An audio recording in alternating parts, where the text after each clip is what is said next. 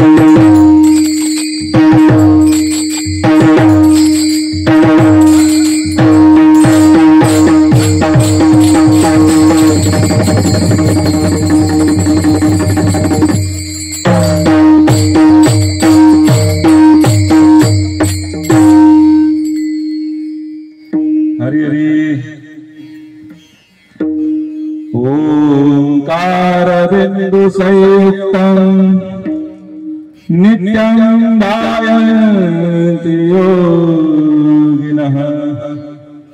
ओंकार बिंदु संयुक्तम् नित्यं ध्यायन्ति योगिनः। कामदं मोक्षदं चैव ओंकाराय नमो नमः। ओम नमो जियाद्या वेद प्रतिपाद्या जय जय स्वसंवेद्या आत्मरूपा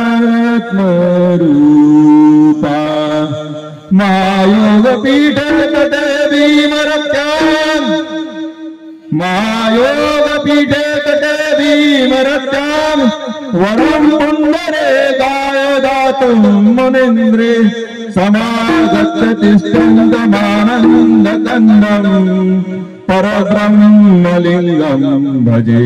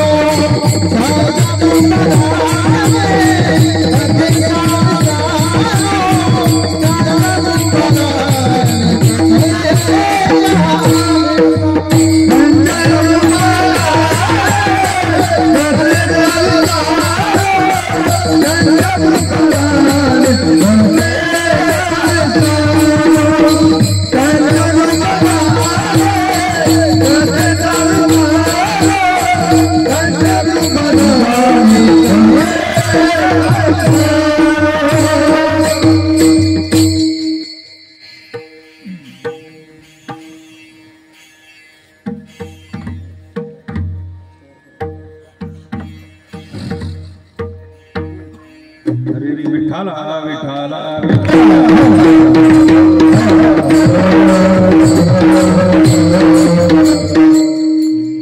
हरि हरि। गुरुर्ब्रह्मा गुरुर्विष्णु गुरुर्देवो महेश्वरा गुरु साक्षात् परब्रह्म तस्मै श्री गुरुवे नमः। ओम नमो सद्गुरु निर्गुणा पार नाही तव गुणा बसोरी माझी आरसना हरिगुणा वर्णावी मस्तक हे पाया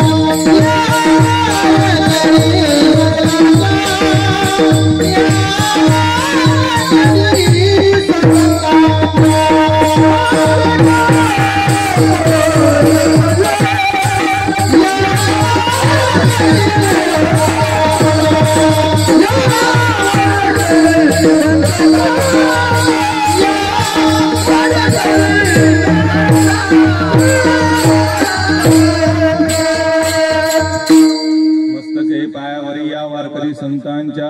ओम नमो ज्ञानेश्वरा करुणा करा दयारा तुमचा अनुग्रह लागलो पावन झालो राजरी विठ्ठला विठ्ठला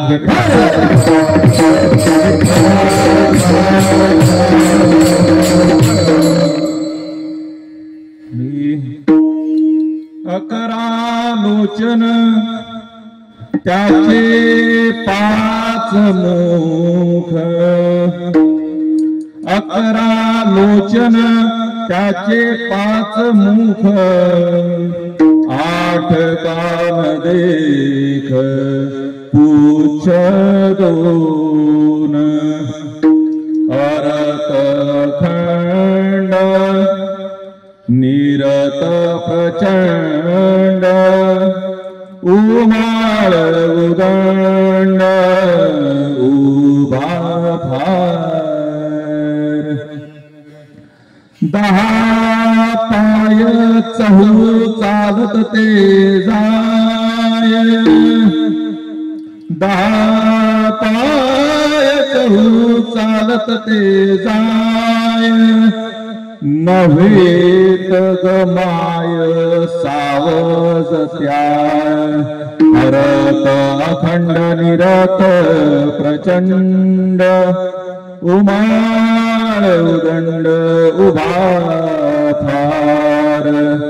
नामा मने त्याचा अर्थ करे चोख. नामा मने त्याचा अर्थ करे चोख. पूर्वज पातक लया जाय. अरत अखंड निरत प्रचंड. उमाळ उदंड उभा फार. विठ्ठला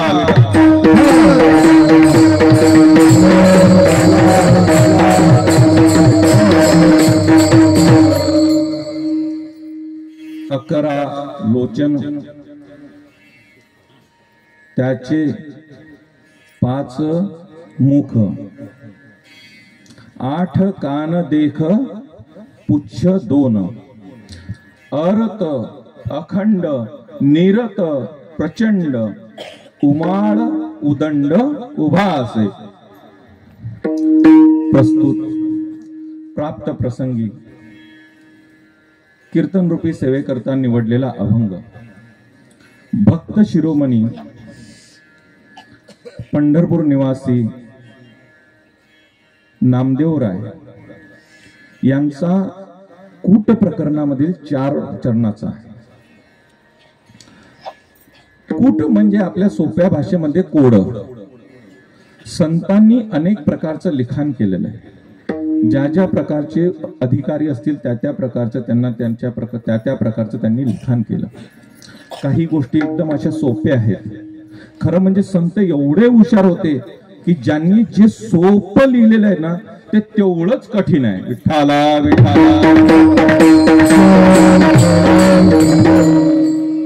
संतांनी इतकं सोपं लिहिलंय. एका ठिकाणी संत महाराज लिहितात मुखी नाम हाती मोक्ष. किती नाम घेतो आपण रोज? मला वाटते मंडपामध्ये येणारे तरी रोज तरी निदान एकदा तरी काही ना काहीतरी नामस्मरण करत असतील. किती जणांना मोक्षाचा अनुभव आला? इतकं सोपं नाही. संतांनी सोपं काय लिहिले माहिती का? एखादा मनुष्य जेव्हा असतो ना, एक लहान मुलगा बाळ असतो ना, त्याच्या आपल्याकडे जर पाहुणे आले तर ते लहान मुलाला आपण कौतुक, आपल्या मुलाचं कौतुक म्हणून लोकांना सांगत असतो की अरे बाळा हे आत्या आले, मामा आले.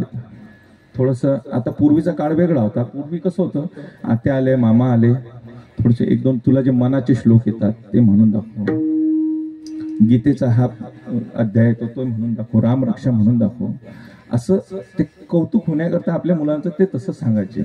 मग ते रुसायचं. मी नाही म्हणायचं. अनोळखी लोक आले की ते लहान पोरं रुसतात. मी नाही म्हणणार. ते कोपऱ्यात बसतो. मग त्याला शेवटी आपण काय देतो, हा तू जर आता त्यांना आत्यांना मामांना जर म्हणून दाखवलं ना पूर्वी काय होतं, तुला शिरा देईन, बासुंदी देईन, आता चॉकलेट आले, आताचे विषय वेळ, पूर्वी असं वेळ. मग ते त्याला काय लावायचं, प्रलोभन लावायचं, प्रलोभन दाखवायचं. पूर्वीच्या काळी मनाचे श्लोक वगैरे म्हणायला लावायचे, आताच्या काळात तसं नाही. आते मामा आले, बाळा डान्स करून दाखव, मुन्नी बदना मुलीवर. इथून संस्कारांची सुरुवात आहे आणि पुढे आपण म्हणतो की आमचे पूर्व आहे कसं कर असो, तो विनोद वेगळा. मग असं जसं हे प्रलोभन दिलं जातं ना, तसं संसारामध्ये गुंतलेल्या मनुष्याला कुठून ना कुठून तरी त्याला परमार्थाचा रस्ता दिसावा, त्याला कुठून ना कुठून तरी तो परमार्थाला लागावा, म्हणून त्याला थोडंसं असं आमिष दाखवलं जातं. अरे इतकं सोपं आहे, इतकं सोपं आहे. मला सांगा, इतकं सोपं असतात तर मला वाटतं मंदिरात येणारे ते टाळ फुटतात, पण याला एका काही मुक्तीची किंवा मोक्षाची अनुभूती येत नाही. आणि इतकं सोपं असतं तर निदान मला वाटतं एका गल्लीत कमीत कमी 3-4 तुकाराम महाराज किंवा 3-4 ज्ञानेश्वर महाराज तरी असायला आहे काय? नाही. म्हणजेच नक्कीच ते सोपं नाही, परंतु संतांना सांगावं लागते. अशा प्रकारे संतांनी हे वेगवेगळ्या प्रकारचं असं लिखाण केलं. जे नवीन येणारे आहे त्यांच्याकरता वेगळं लिखाण केलं, जे त्या वाटेवर आहे त्यांच्याकरता लिखाण, ज्यांचा अभ्यास आहे त्यांच्याकरता थोडंसं वेगळं लिखाण केलं, ज्यांना अनुभूती आहे त्यांच्याकरता वेगळं लिखाण केलं. जर अधिकार त्याचा करू उपदेश, अशा प्रकारे त्यांनी. म्हणून आणि काही काही नियमक मत काय जे, परंतु तुम्हाला सांगू का, जे मुख्य ज्ञान आहे ना सर्व त्यांनी गुप्तच ठेवलं. अशा कोड्यांमध्ये बांधून ठेवलंय ना ते कोड समजता समजता नाकी 9 येतात. कुठल्याही संतांचे बघा, आत्मसाक्षात्कार झाल्यानंतरचे त्यांचे जे अभंग आहेत ना, हे सहजासहजी सुटत नाही. भारुड सुद्धा, आपण भारुड गंमत म्हणून भारुड म्हणतो, पण भारुड सुद्धा सोपे नाही, त्याच्या मागे अर्थ खूप मोठा आहे. म्हणून अशा प्रकारे वेगवेगळ्या प्रकारचे अभंग लिहिलेले आहे. पैकी हा कूट प्रकरणामधील अभंग आहे. कूट म्हणजे काय हो? कोड.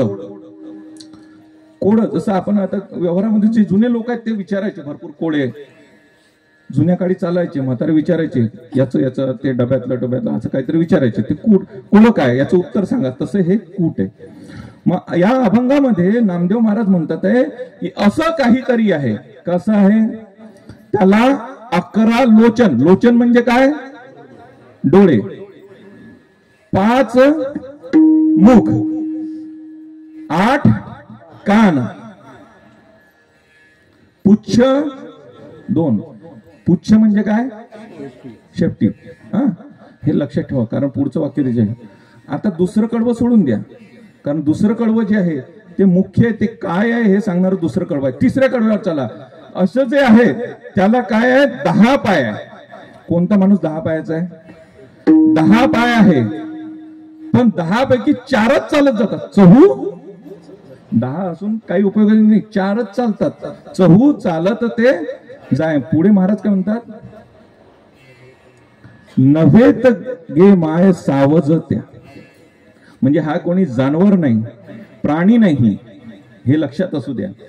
कारण असं विचित्र विचित्र वर्णन पाहिलं की आपल्याला काय वाटतं एखादं कुठलं तरी जनावर किंवा प्राणी असेल. तसं काही नाही.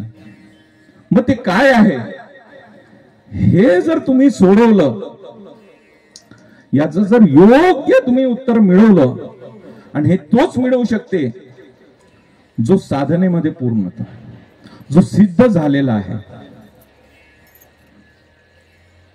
तर त्याचे पूर्वजांचं पातक लयाज आहे. त्याचं पूर्ण पातक जे आहे तेच नाही, त्याच्या पूर्वजांचं सुद्धा पातक लयाला जातं. आपण एक अंदाज लावू शकतो,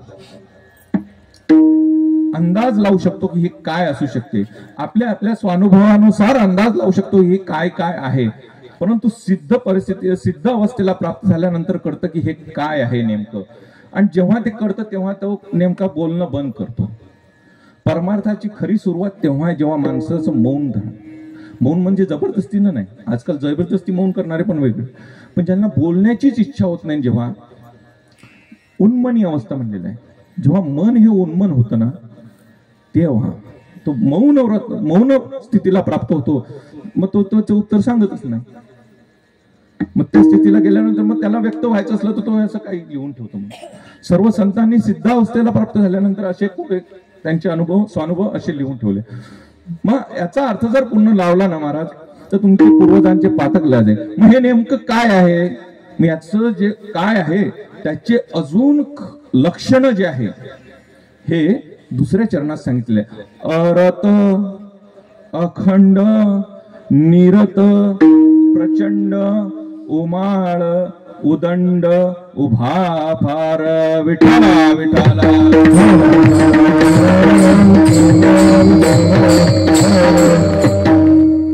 असो, अभंगाच्या विस्तृत विवेचनाकडे वळण्यापूर्वी काही गोष्टींचा उल्लेख करणं हा अत्यावश्यक असतो किंवा ते वक्त्याचं आद्य कर्तव्यच असते. गेल्या अनेक वर्षापासून चालत आलेला हा आपला सप्ताह सद्गुरू मोतीराम महाराजांच्या पुण्यतिथी निमित्ताने हा अनेक वर्षापासून, मला आठवते मी लहान होतो तेव्हा त्याच्या अगोदरपासून हा सप्ताह चालू आहे. म्हणजे मी एवढा असेल तेव्हापासून सप्त्याला येत होतो लहानपणी. आता आलो नाही बऱ्याच वर्षापासून, पण पूर्वी आलेलो आहे. जे जुने लोक आहेत त्यांनी पाहिलेलं असेल. तर हा असा अनेक वर्षापासून चाललेला आपला हा मोठा सप्ताह आहे. आणि त्याचबरोबर खरं म्हणजे या सप्ताहाचं जे एक वैभव होत, आपल्या स्मारकाचं वैभव होत, आपल्या भागाचंही वैभव होत. त्यांना मी फार जवळून पाहिले असे वैकुंठवासी गुरुवर्य वासुदेवजी महाराज शिराडोणकर यांचे हे द्वितीय पुण्य स्मरणानिमित्त सुद्धा हा सप्ताह आहे.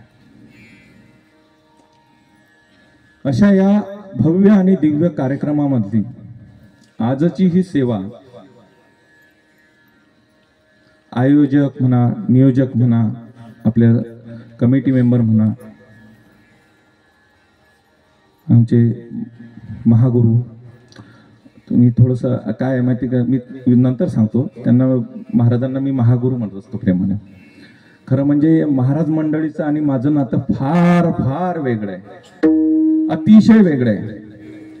आपल्या परंपरेमध्ये तुम्हाला सांगू का, जे जुने महात्मे आले, बुवा साहेबांनी कदाचित मला असं वाटतं मी एकटा असा व्यक्ती असेल की ज्यांना मांडीवरती घेऊन बुवा साहेबांनी प्रवचन केलेलं आहे भातृ मंडळामध्ये.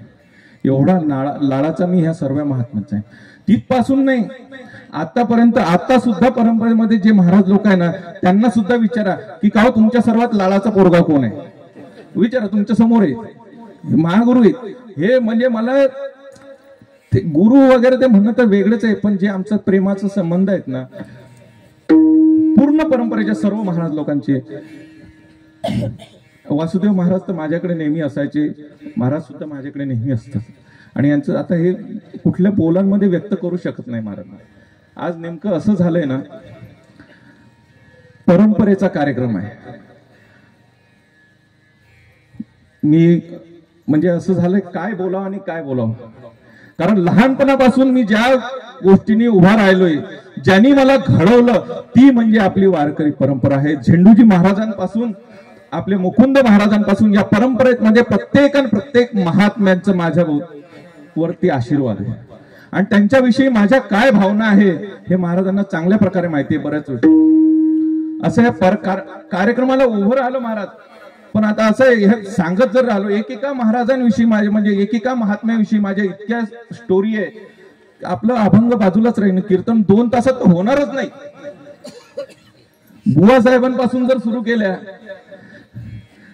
अजूनही पर्यंत असं हे परंपरेचं का. त्यामुळे तर थोडस भावनेच्या भरात थोडस बोललो, काही थोडस चुकीचं झालं तरी तुम्ही सांभाळून घ्या.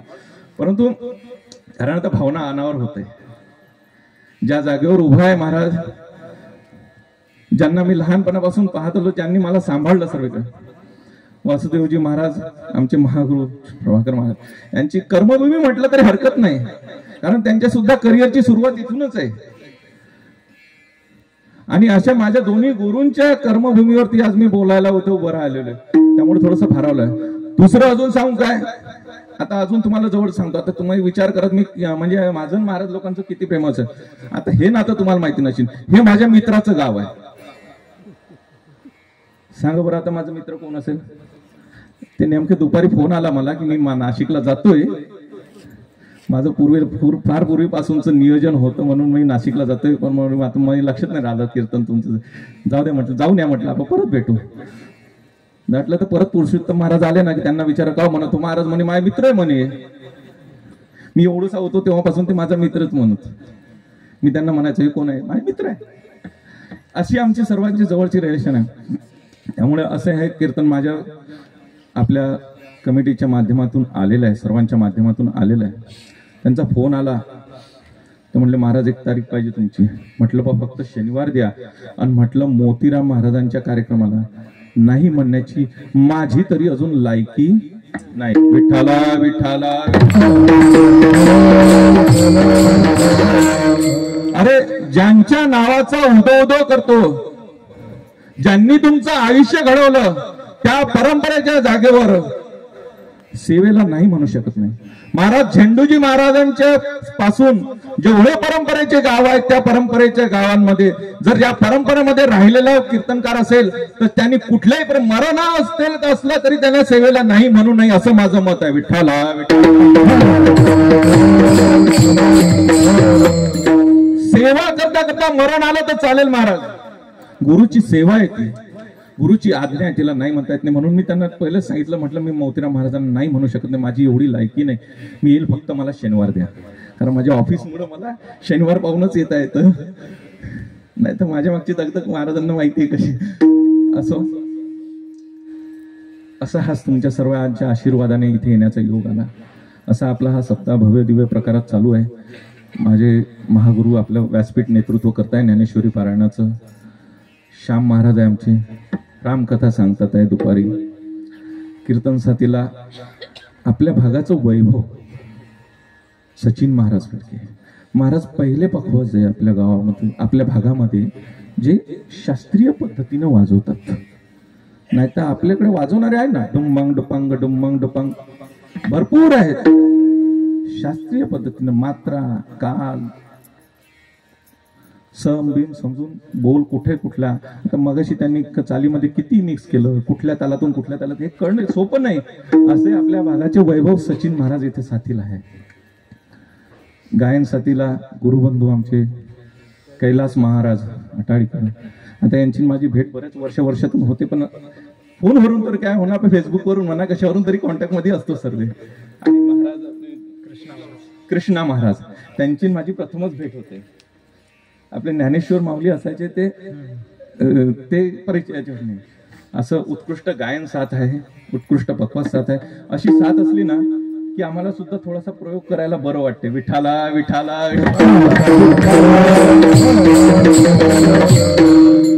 थोडीशी एखादी मात्रा इकडे करायची तिकडे करायची, म्हणजे आता सांभाळून घेणारे असले की मजा येते. असा आपला आनंदाने हा सप्ताह चालू आहे. अशा या सप्ताहामध्ये आजची ही कीर्तन सेवा माझ्या वाट्याला आली आहे. वास्तविक पाहता मी कीर्तनकार नाही, मी फक्त संत सेवेमध्ये हे बोलायची माझ्यात ताकद निर्माण झाली. त्यामुळे आज खरं तर हे कीर्तन माझं नाही, हे कीर्तन माझ्या सद्गुरूंचं, माझ्या गुरुवर्यांचं. किंबहुना मी बोलतच नाही, माझ्या देहानं जरी मी तुमच्या समोर उभा असलं ना तरी माझ्या वाटे हे सर्व महात्मेच आपल्या समोर त्यांचा संदेश पाठवत आहे असं समजा. विठाला विठाला असो. महाराज, जगतामध्ये अनेक प्रकारचे जीव आहेत. 4 खाणी आहेत बघा, जारज, अंडज, स्वेदज, उद्भिज, आणि त्याच्यामध्ये 84 लक्ष योनी आहे. अशा ह्या 84 लक्ष योनी आहे, परंतु ह्या 84 लक्ष योनी फक्त भोगच भोगू शकतात. यांना आत्मज्ञान करून घ्यायची ज्ञान नाही किंवा ती विवेक वृत्ती नाही. यांना स्वस्वरूपाला जाणून घ्यायची ती विवेक वृत्ती नाही. म्हणून परमात्म्याने यांच्या वेगळा एक देह निर्माण केला, ज्याला म्हणलंय मनुष्य देह. मग या मनुष्य देहामध्ये असं काही एक दिलेलं आहे विशेष, त्याला विवेक म्हणलेला आहे. तो विवेक जो दिलेला आहे ना, त्यानुसार मनुष्य देह ब्रह्मज्ञान प्राप्त करू शकतो, नाहीतर इतर कोणीही करू शकत नाही. 84 लक्ष योनी त्यात मनुष्य देहा वाचोनी अधिकारी ब्रह्मज्ञानी आन कोणी असे ना विठ्ठला विठ्ठला।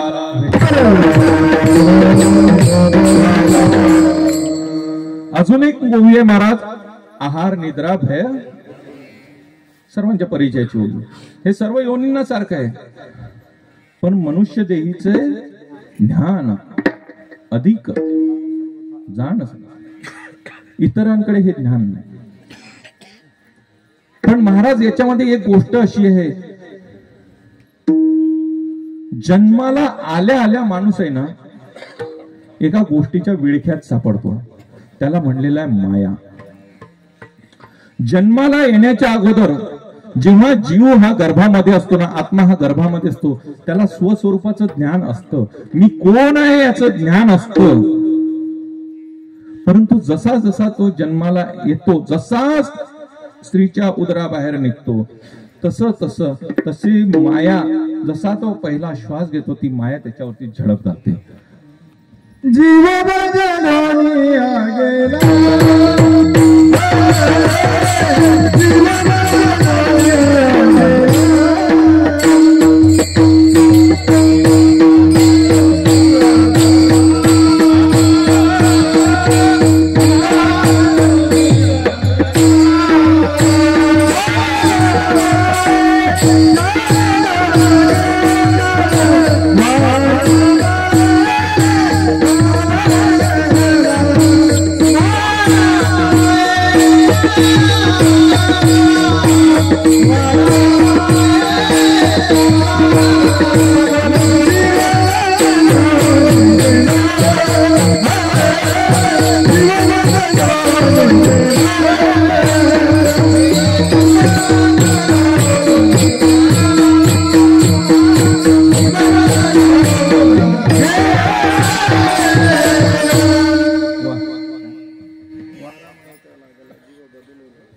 वारा मायेचा लागला, जीव बदलून गेला। वा, उत्कृष्ट प्रमाण। तो वारा जर समजला ना, तो वारा काय आहे तर अख्खा परमार्थ समजला महाराज। विठ्ठला विठ्ठला।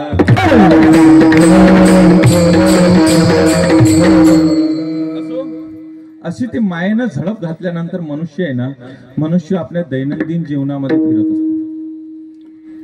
संसाराकरता महाराज एवढी वन करतो ना महाराज,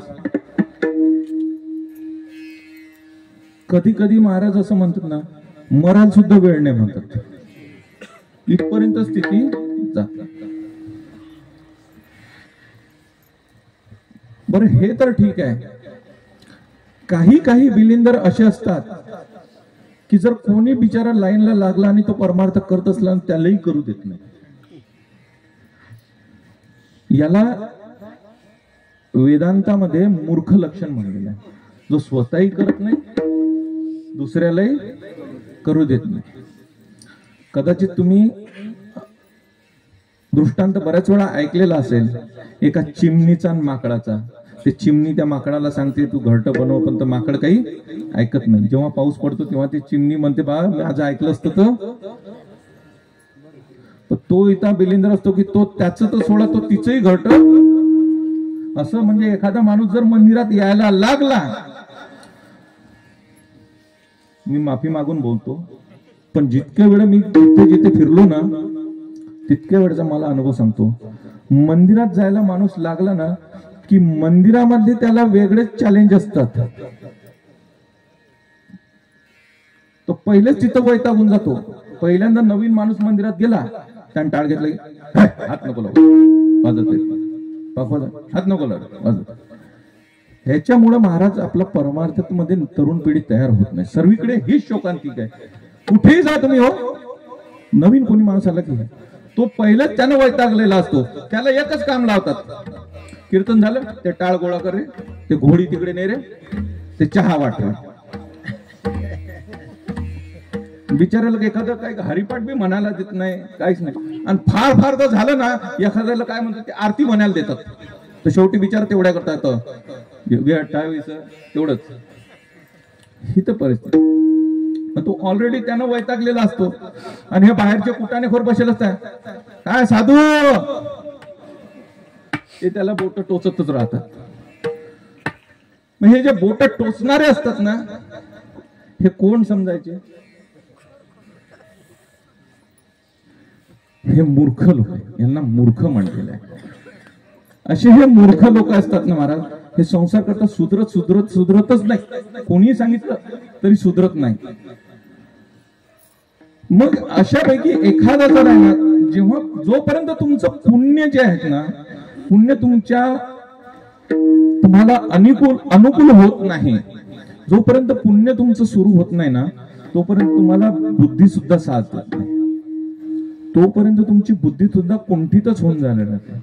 मग थोडंसं काय होतं, याच्यापेक्षा थोडंसं थोडीशी पुढची पायरी असणारा एक वर्ग आहे आपल्या संसारात. जे काही करणार ना, ते काहीतरी प्राप्त करण्यासाठी परमार्थ करणार. का हो? आज मी हे पूजा केली, कशा करता? काहीतरी प्राप्त. जेव्हा प्राप्त करण्याची इच्छा होते ना, तेव्हा त्या परमार्थाला काही एक अर्थ राहत नाही. आणि जे प्राप्त करण्याच्या करता काही करू द्या त्यांना, जे परमार्थिक साधन काही जे करायचं असलं ते जर तुम्ही प्राप्त करण्याकरता, इव्हन लोकांची हे समज आहे, मेल्यानंतर स्वर्ग मिळाला पाहिजे याच्याकरता काही जण करतात ना. ते म्हणतात ना, हे केलं पाहिजे, मेल्यानंतर तुम्हाला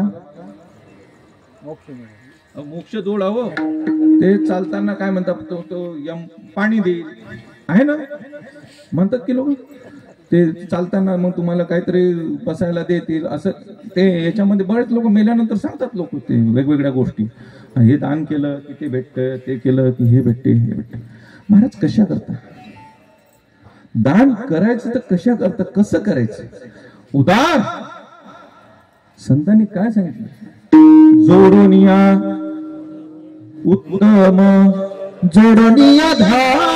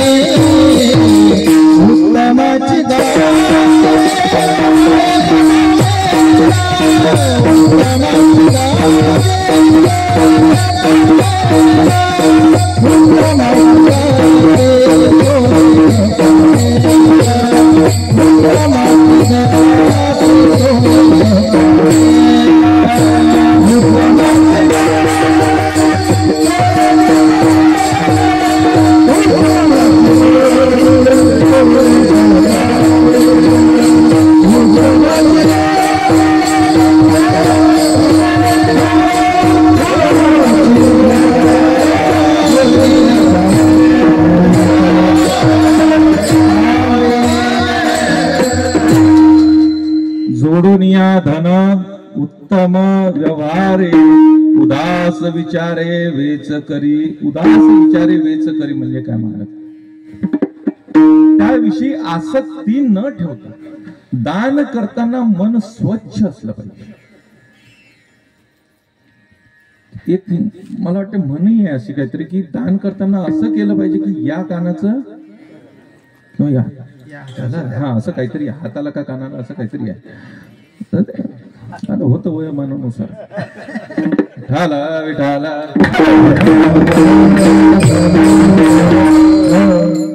असं दान असं व्हायला पाहिजे.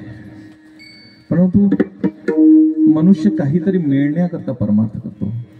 एवढ्या वाऱ्या करीन, एवढी पंगत घाली, एवढं हे करीन ते करीन. ह्या प्रकाराच्या मनुष्याला काय म्हणलेलं आहे? याला विषयी म्हणलेलं आहे. पण निदान हा पहिल्यापेक्षा थोडा बरा. मग ह्या दोन प्रकारामधल्या मनुष्याचं जेव्हा पुण्य फळाला येतो, जेव्हा त्याच्या पुण्य भोगाचे सुरुवात व्हायची असते, तेव्हा त्याला पश्चाताप होते. तो म्हणतो, अरे रे रे, सर्व सुखाची आशा जन्म गेला,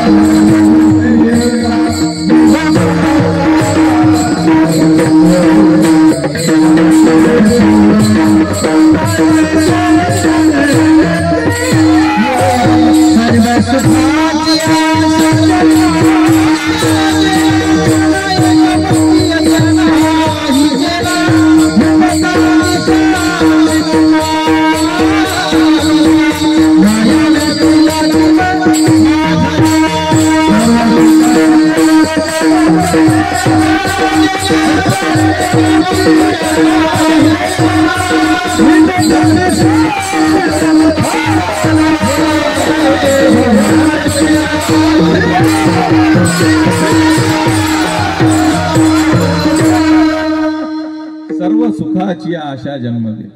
महाराज सुख मिळण्याकरता मरमर मरमर केली. किती मरमर केली म्हणजे सुख मिळतो महाराज? किती क्विंटल कापूस झाला, किती क्विंटल कापूस झाला म्हणजे माणसाला समाधान वाटतं. एकरी 100 क्विंटल जरी आला ना तरी तो म्हणे थोडस 10-15 क्विंटल अजून पाहिजे होताच.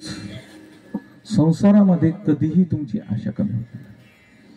मग एखादा असतो महाराज, 100 मधून एखादा असतो ज्याला ह्या पश्चाताप होतो की अरे जे नश्वर गोष्ट आहे त्याच्याकरता आपण धावतो, आणि हा देह परमात्म्याने आपल्याला जेव्हा त्याच्याकरता दिलाय ते आपण मुख्य कारण करत नाही. एक तर एवढ्या मोठ्या योनी ज्या आहेत ह्या फिरून फिरून आपण या मनुष्य जन्माला आलो, आणि देवाने आपल्याला हे इंद्रिय दिले ना, हात पाय कान दिले, हे कशाकरता दिलं? परमात्म्याचं भजन करण्याकरता दिले. अरे पण आपण ते काहीच करत नाही. जेव्हा हा पश्चाताप त्या जीवाला होत असतो ना, तेव्हा त्याची मोक्ष स्थिती जी आहे ही सुरुवात होत असते. मग असा त्याचा पश्चाताप जेव्हा वाढत वाढत वाढत वाढत जात असतो, आणि त्याच्यामध्ये अतिशय म्हणजे तो पूर्णतः शून्य झालेला असतो, शरणागत व्हायला पूर्णतः तयार झालेला असतो, त्या समयी त्याला सद्गुरू येऊन भेटत असतात. एक वाक्य नेहमी लक्षात ठेवा, साधकाला किंवा मुमुक्षुला कधीही गुरुकडे जावं लागत नाही. गुरु नाही, सद्गुरू त्याच्याकडे येतात. संतांचे उदाहरण तुम्ही बघून घ्या. ज्या ज्या संतांना ते सद्गुरू शोधायला गेले की सद्गुरू नाही, कुठल्या ना कुठल्या प्रकारे सद्गुरू त्यांना भेटले. सद्गुरू गुरु वेगळे, सद्गुरू वेगळे. गुरु आपल्या आयुष्यामध्ये अनेक असू शकतात, पण सद्गुरू मात्र एकच. का सद्गुरू एकच? कारण सद्गुरू हा असा एकच व्यक्ती असतो, व्यक्ती नाही तो परमात्माच असतो. सद्गुरू हे अशी एक तत्व आहे जे तुम्हाला त्या परमात्म्याची एकरूप करू शकतं, ते तुम्हाला परब्रह्माची प्राप्ती करू शकतं, ते मोक्षत्वाची तुम्हाला प्राप्ती करू देऊ शकतं. असं हे एक तत्व आहे, ते फक्त सद्गुरुत्व. मग हे असे जे सद्गुरू असतात महाराज, ते आत्मज्ञानी असतात, त्या परमात्म्याशी एकरूप असतात. ते काय? ते परमात्मा स्वरूपच असतात. आणि ते श्रोत्रिय असतात. त्यांच्याकडे शिष्याने कुठलीही शंका विचारल्या की त्या शंकेचं समाधान करण्याची त्यांच्याकडे पात्रता असते. सद्गुरू हे संत असतात आणि संत हेच सद्गुरू असतात. इतर यांच्या व्यतिरिक्त कोणीही सद्गुरू होऊ शकत नाही. विठ्ठला विठ्ठला. आणि ते मिळणं आणि समजणं सुद्धा एवढा सोपं नाही. सर्व जेव्हा असतं समोर येतात महाराज, कोणालाच कळत नाही. सद्गुरू कधीच कळत नाही लोक. तो त्या दृष्टीचा होणार. मग संतांनी उगाच अभंग नाही लिहिले. भक्ताचा महिमा जाणत संतांचा तो बहु कोणालाही समजत नाही. पुढचं वाक्य त्याच्याकरताच लिहिलं की भलत्या तुम्ही किती पंडित असू द्या, काही असू द्या, त्याला संत समजत. तुम्ही त्या मार्गावर असले तरच ते तुम्हाला खुणा दाखवतात की मी आहे. आणि मग ते तो त्याला जेव्हा ते कळतं की हे आपले सद्गुरू आहे, त्या सद्गुरूंना तो शरण जातो. आणि त्या सद्गुरूंना शरण गेल्यानंतर ते सद्गुरू त्याला रस्ता दाखवतात. सत्य आणि असत्य काय आहे हे सांगतात. संतांचं कार्य तेच आहे. उजळावया आलो वाटा. असत्य काय आहे, सत्य काय आहे, खरं काय आहे, खोटं काय आहे, ह्याचा निवाळा करण्याकरता. कारण ह्याचा निवाळा केल्याशिवाय तुमची त्या देहाविषयीची जी आसक्ती आहे ना ती सुटणार नाही. तू खरा कोण आहे हे कळल्याशिवाय तुम्हाला आपण ज्याच्यामध्ये अडकलो आहे ते नश्वर आहे आणि आपण कोण आहे याची अनुभूती येऊ शकत नाही. म्हणून सद्गुरू जेव्हा त्या शिष्याची पात्रता होते त्या शिष्याला आपल्या जवळ घेतात आणि त्याला उपदेश करतात. या उपदेशाला वेगवेगळ्या याच्यामध्ये वेगवेगळे बोल लावलेले. कोणी शक्तिपात म्हणतं, कोणी गुरुकृपा म्हणतं. परंतु बोलांचे खेळ खेळत बसण्यापेक्षा जे आपल्याला समजेल ते घ्यायचं आणि सद्गुरू त्याच्यावरती कृपा करतात आणि त्याला तू कोण आहे नेमका आणि तू ज्याच्यामध्ये अडकला आहे ते खरं काय आहे हे सांगत असतात. त्याची जाणीव करून देत असतात. मग महाराज तू खरा कोण आहे हे सांगण्याच्या अगोदर खोटं काय हे ओळख करून द्यावं लागते. जसं एखाद्या संसारिकाला पूर्णतः परमार्थिक उपदेश करण्याच्या अगोदर संसार मिथ्या कसा आहे हे सांगावं लागतं. तसं त्या विषयी पुरुषाला किंवा मोक्ष स्थितीला प्राप्त झालेल्या पुरुषाला हे देह जे आहे या देहाचा जो अभिमान तू ठेवलेला आहे, मी मी मी हे जे पकडून ठेवलेलं आहे, माझं माझं जे पकडून ठेवलेलं आहे ना हे खोटं कसं आहे. तुझं काही नाही, हे दुसऱ्या कोणाचंच आहे हे त्याला अगोदर समजून सांगावं लागते.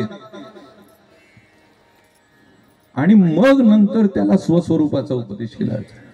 कुठल्याही ग्रंथाची जी रचना आहे ते बघा, सुरुवातला त्यांनी सर्व हे विश्लेषण केलेलं आहे.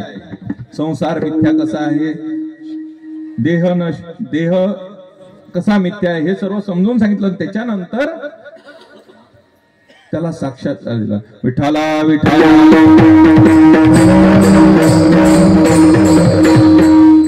अशा प्रकारे देहाचं मिथ्यत्व सांगताना हा देह नेमका कशाचा आहे या देहाचं वर्णन करताना संत सांगतात की अरे बाबा या देहाचे मी लक्षणं सांगतो आणि त्या लक्षणावरून ते देह कशाचे आहे हे तू बघ. अशा ह्या लक्षण अशा ह्या गोष्टी हा देह जो आहे ना तो कशाने बनलेला आहे आणि त्याचं काय काय आहे याचं उत्तर अभंगाच्या प्रथम चरणात.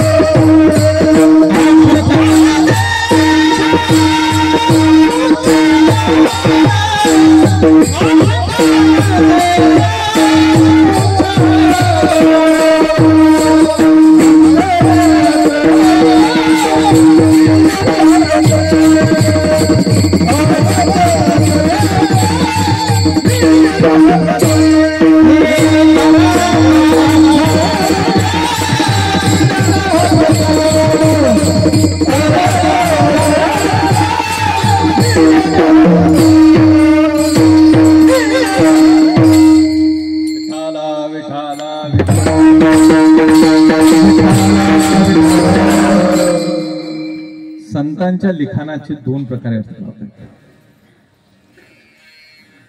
एक जसा वाचलं तसा अर्थ लागतो आणि एक लक्षार्थ लावा लागतो. जो साधक असतो किंवा ज्यांना अभ्यास करायचा असतो, ज्याला परमार्थाचा अभ्यास करायचा असतो, त्यांनी कधीही लक्षार्थच लावा. आता इथे महाराज म्हणतात आहे, नामदेव महाराज काय म्हणतात आहे, 11 लोचन. लोचन म्हणजे कळतं ना, डोळे. हा, पुढे 5 मुख. 5 मुख तरी मला वाटते तुम्ही ना ऐकलेलं असेल कुठे ना कुठे, पंचमुखी हनुमान वगैरे असं ऐकलेलं असेल. आपल्याला रूपकांकडे जायचंच नाही, पण ओळखी करता सांगतो, ऐकलेलं असणार. 8 कान ऐकले कोणी? 8 कान आहे वाला बुवा. बरं, बुवाला 2 शेपट बी आहे, पुच्छ 2. अभंग महाराज इथं आहे ना, पंचीकरणामधून आहे ना आत्मज्ञान सांगतात. हा जो देह आहे ना, याला 11 लोचन आहे. 11 लोचन म्हणजे कोणते लोचन हो? लोचन म्हणजे काय करतं? ज्ञान करून देण्याची क्रिया आहे, बरोबर? पाहतो ना आपण डोळ्यांनी, पाहतो म्हणजे काय, समोर काय ते आपल्याला कळतं.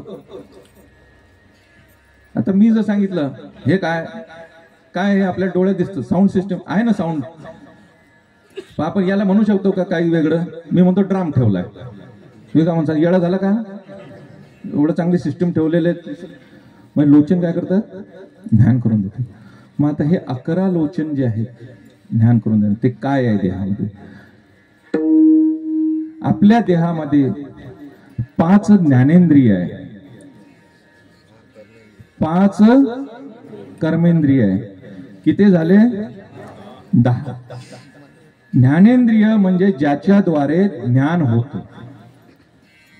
जसं त्वचा झाली, कान झालं, जीभ झाली, नाक झालं, डोळे झाले. याच्याद्वारे काय होतं? ज्याला दिसत नाही त्याला तुम्ही स्पर्श केला की त्याला समजतं कोण आहे. किंवा त्या आंधळ्या लोकांना ते नोट अशी हातात धरली तरी त्यांना समजते 10ची आहे का 20ची आहे. स्पर्श ज्ञान. मग असे हे 10 इंद्रिय आहेत. कर्मेंद्रिय म्हणजे काय? हात पाय, हात पाय उपस्थ वगैरे असे 5 कर्मेंद्रिय आहे. हे काय असतात? हे कर्मेंद्रिय म्हणजे काम करण्याचे, पायाचं चालणं, हाताचं देणं वगैरे असे व्यवहार करण्याचे जे वाणी आहे, असं वेगवेगळे 5 कर्मेंद्रिय आहे. किती झाले? 5 ज्ञानेंद्रिय आणि 5 कर्मेंद्रिय. आणि वेदांतामध्ये याच्यावर अजून एक इंद्रिय मानलेलं आहे, त्याला म्हणतात मन. काही ठिकाणी वेदांतामध्ये मनाला इंद्रिय मानलेलं आहे, काही ठिकाणी मानलेलं नाही. आता पंचीकरण विषय हा असा आहे, याचे पंचीकरण करण्याचे वेगवेगळे प्रकार आहे, वेगवेगळ्या पद्धती आहे. तुम्ही अशाच प्रकारे याचा अर्थ लावू शकतात असं जरूर नाही. जे जे शक्य होईल त्या त्या प्रकारे आपण अर्थ लावू. 5 कर्मेंद्रिय, 5 ज्ञानेंद्रिय, 1 मन. हे 11 लोचन झाले, 11 डोळे झाले. कोणी म्हणेल 11 द्वारही आहेत, 9 द्वार, दशम द्वार, आणि जो 11व्याने शेकली, 11व्याने जो जातो तो संत शाक्र आहे, ते पण असू शकतात. पंचीकरण हा विषय असा आहे ज्याच्या ज्याच्या अनुभूतीनुसार त्याचा त्याचा तो त्यानुसार अर्थ लावू शकतो. किंवा हाच अर्थ आहे असं म्हणता येत नाही. परंतु चुकीचं आहे कुठलं हे असं म्हणता येत नाही. म्हणून पंचीकरणाचा मला वाटते संस्थेमध्ये शिकवलंच जातं. पंचीकरण आहे पहिले सुरुवातलाच असतं ते, विचारसागर आणि पंचीकरण वगैरे त्याच्याकरता शिकवलं. असो, 11 लोचन झाले. त्याच्या पुढे काय? 5 मुख. 5 मुख इथे आपण घ्यायचे 5 विषय. बोल, स्पर्श, रूप, रस, गंध असे हे 5 विषय. आता ज्यांनी ज्यांनी विचारसागर वाचलेला असेल, ज्यांनी पंचीकरण वाचलेलं, ते म्हणतील 5 तत्व काऊन नाही सांगितले? त्याला कारण आहे, पुढचं सुद्धा जोडतो. कारण संत लिहित असं उलट पालट लिहित नाही. ते जर तुम्ही एकच गोष्ट डबल डबल होत असली तर ते तसं होणार नाही. संतांच्या लिखाणामध्ये अशा चुका सापडणार नाही, शोधूच शकत नाही. म्हणून इथे पंचविषय धरायचे. आणि असे हे 11 लोचन आणि 5 विषय असणारा जो हा देह आहे, याला 8 कान आहेत. 8 कान कोणते?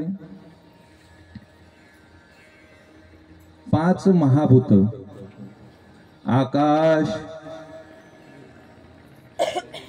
वायू,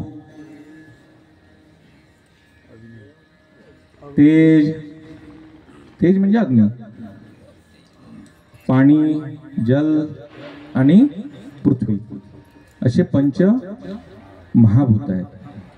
परी, पृथ्वी, आप, तेज, वायू, व्योम, ये तुझ सांगितली भुज महाभूते 5. असे 5 महाभूत आहे.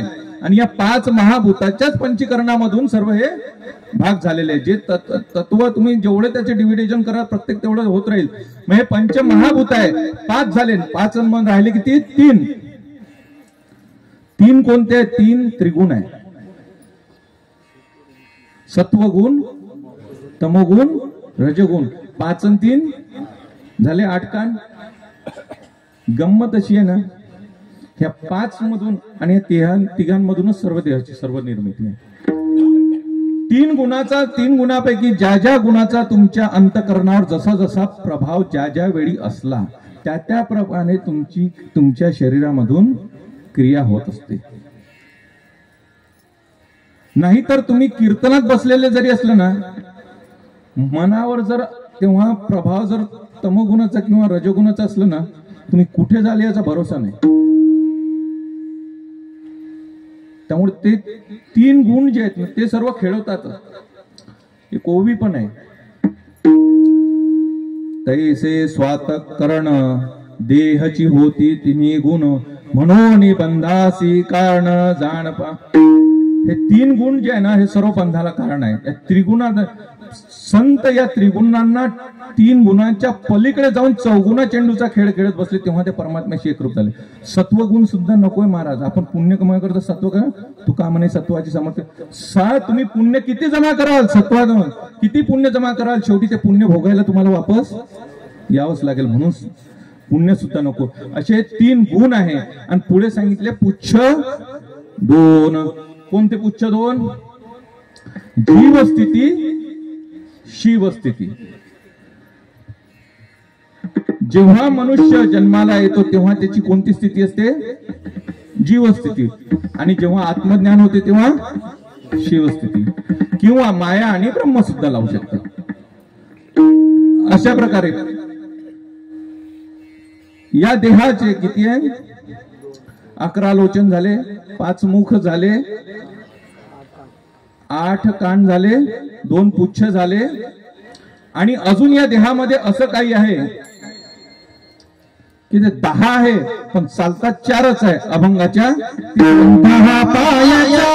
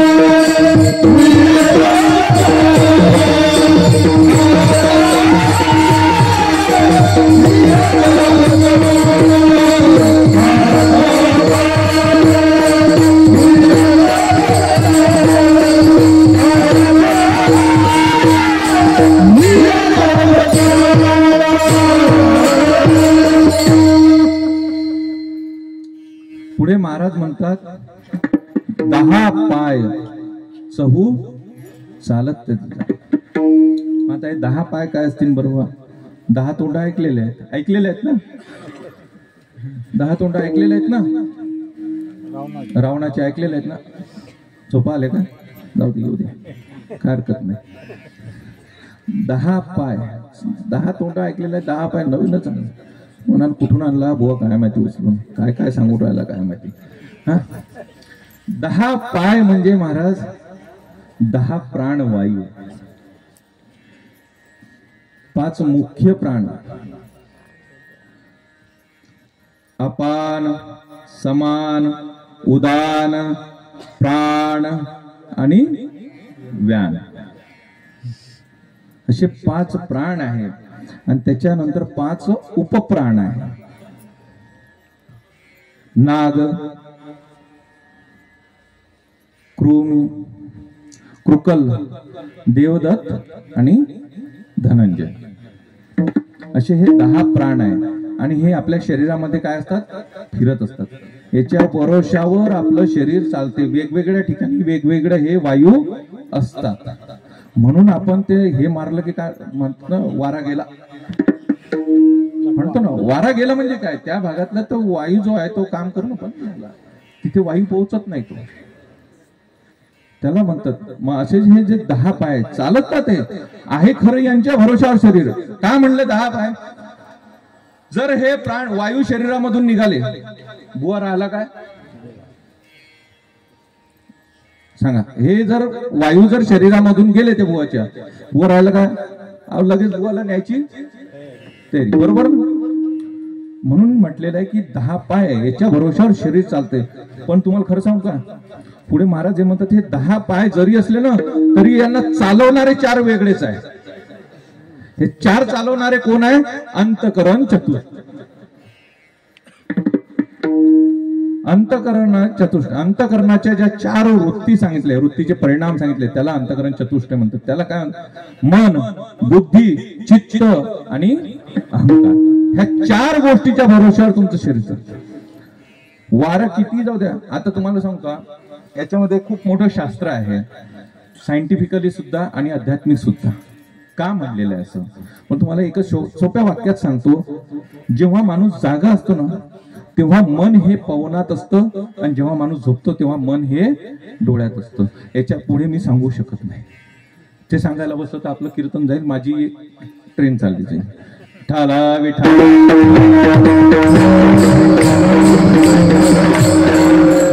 म्हणून इथे म्हणलेलं आहे की बाबा शरीर या 10 पायाच्या भरोशावर तर आहेच, परंतु यांचे सूत्र सुद्धा 4 वेगळ्याच लोकांच्या हातात आहेत.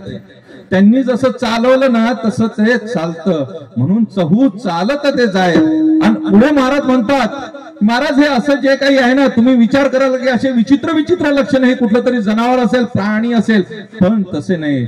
नव्हे तगे माय सावज त्या. पुढे महाराज म्हणतात असं जे काही हे गोष्ट आहे ना, हे कोळ आहे ना, असं जे कोळ आहे. आता पुढे कोळ सांगितल्यानंतर आपण म्हणतो ना की हे कोळ जर तू सोडवलं तर तुला बक्षीस देईन. तसं नामदेव महाराज म्हणतात आहे की असं हे जे काही कोळ आहे ना, हे जर तुम्ही सोडवलं तर त्याचा परिणाम काय होईल? अभंगाच्या 4थ्या चरणात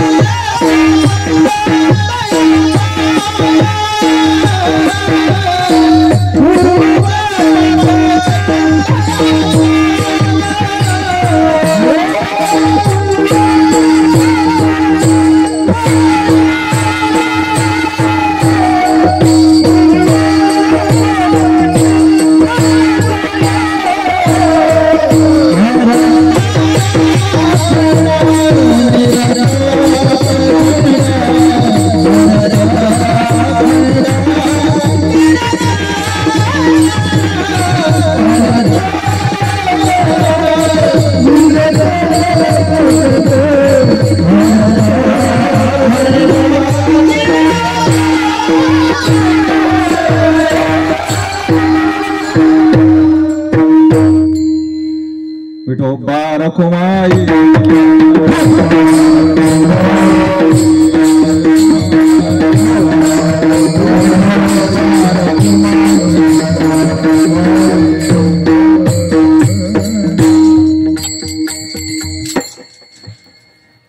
महाराज म्हणतात की असं हे जे कोड आहे याचा अर्थ जो कोणी योग्य सांगेल त्याचे पूर्वजांचे पातक सर्व निघून हा परिणाम सांगितलाय. मग आता याचा परिणाम सांगता आता आपण जे जे नश्वर आहे जे कोणाचं आहे ते पाहिलं. सर्व काही जे आहे ते पंचमहाभूतांचं कोणतं आहे त्रिगुणांचं आहे. मग याच्यामध्ये खरं काय या देहामधून काय गेलं म्हणजे ते ज्या देहाला महत्व कशामुळे प्राप्त झालेलं आहे त्याचं लक्षण आहे ना अभंगाच्या दुसऱ्या चरणामध्ये अरता खंड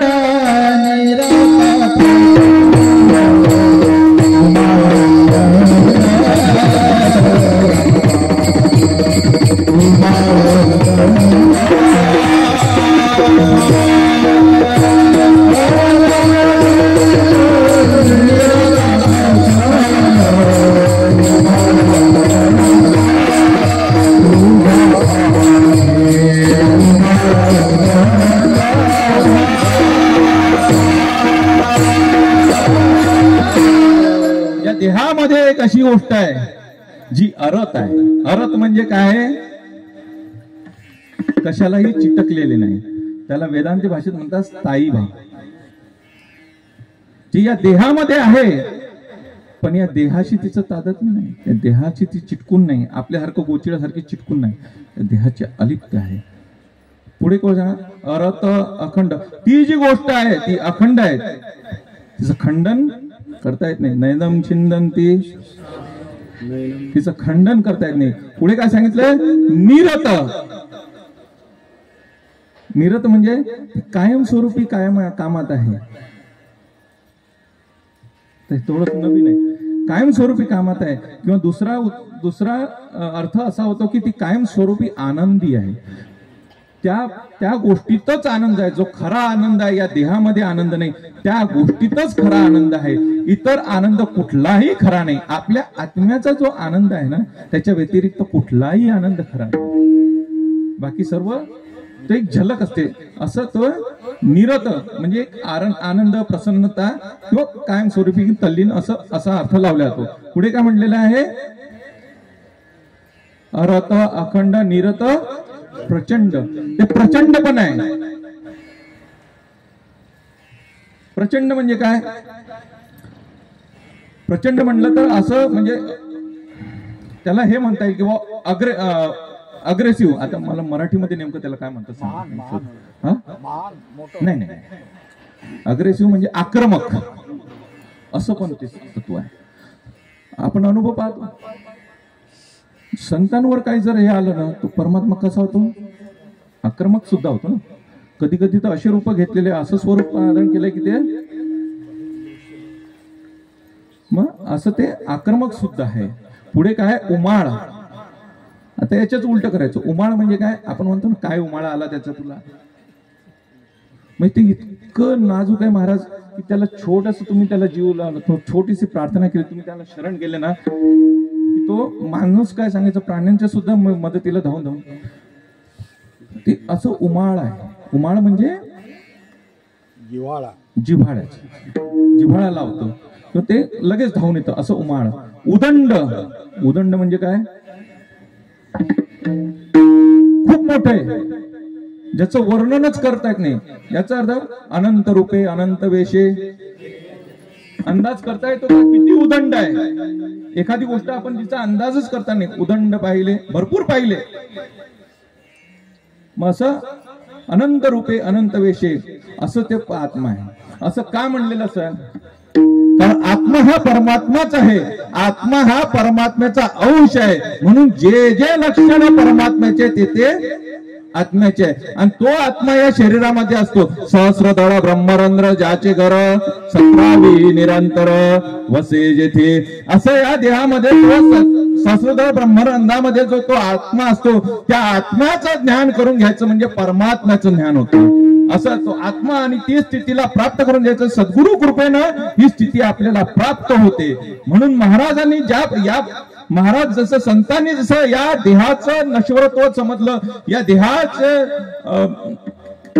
ही जी भ्रांती जे आहे, देहाचे जे काही त्याला म्हणता येईल काय महत्व नाहीये वगैरे असं जे काही आहे, जे समजून घेतलं आणि मुख्य काय स्वस्वरूप समजून घेतलं आणि त्या स्वस्वरूपाला प्राप्त झाले, परब्रह्म स्वरूपाला प्राप्त झाले, तसंच आपण सुद्धा आपल्या जीवनामध्ये योग्य त्या सद्गुरूंना शरण जाऊन आपण सुद्धा त्या परमात्म्याशी एकरूप व्हावं ही सर्वांच्या चरणी विनंती करून या ठिकाणी या सेवेला पूर्ण विराम. ज्ञानेश्वर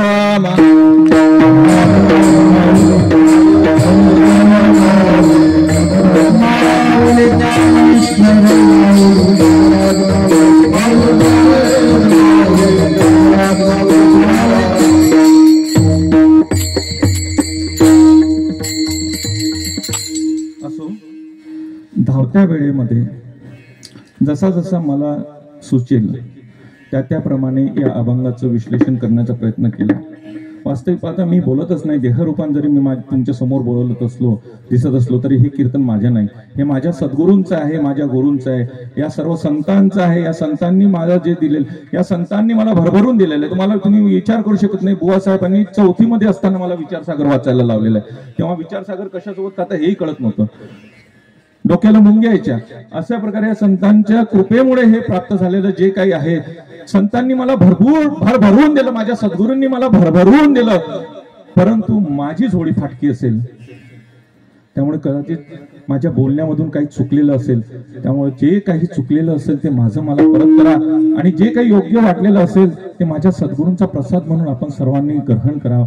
झालेली सेवा माझे सद्गुरू परमपूज्य श्री नाना महाराज पाटील कोल्हापूरकर, गुरुवर्य हरिभक्तपरायण वासुदेवजी महाराज शिराडोणकर, एवं आपले झेंडूजी महाराज, मुकुंद महाराज, मोतीराम महाराज, यादव महाराज, काशीराम महाराज आदी सर्व संत महात्म्यांच्या चरणी या सेवेला अर्पण करून याच ठिकाणी या सेवेला पूर्णविराम. विठ्ठल जय जय.